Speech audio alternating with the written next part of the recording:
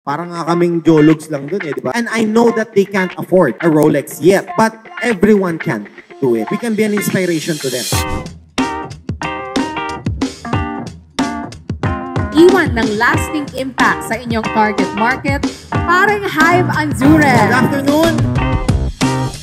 So the question is, since I'm selling luxury watches, ang natatarget ko lang is usually class A pataas. Not everyone can afford a 500,000 to 3 million pesos na isang relo. But how can I cater or how can I reach doon sa mga class A, class B, class C or pababa na market? If you guys watch my vlogs, kung makikita mo, nakilala niyo si Paring G, si Paring Cholo, si Paring Hype. Kung makikita mo kung paano kami magsalita doon, we don't talk like class A people. We talk parang class B, class C. Parang nga kaming jologs lang doon eh, di ba? Lalo na si Paring G. Sino nakakilala kay Paring G? Kung makikita mo doon, class A, we enter there, yung class na yon for business. Meaning, tina-target namin sila for them to buy from us. What can we give to dun sa mga class B, class C? Is that's what we call entertainment. Ang dami naming market na class B, class C na nanonood sa amin, and I know that they can't afford a Rolex yet. But one, we can be an inspiration to them.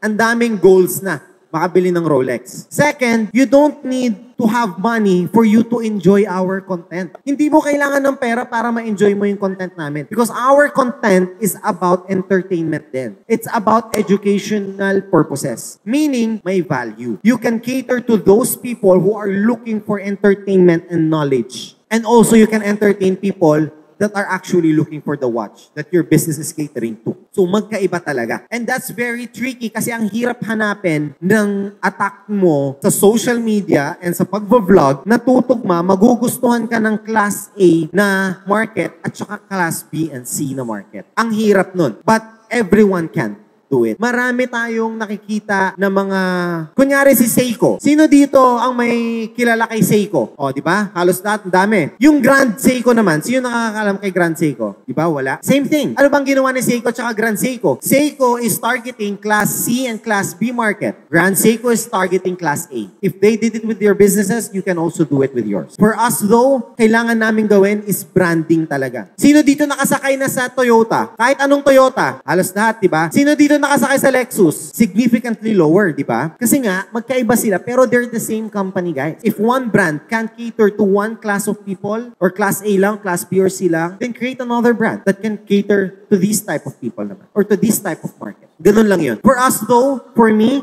we focus on the class A lang talaga. Because we give other things dun sa class B and class C market, which is yung value ng mga content namin. Yung entertainment naman. Yun ang nabibigay namin. I hope that answers your question. Thank you so much.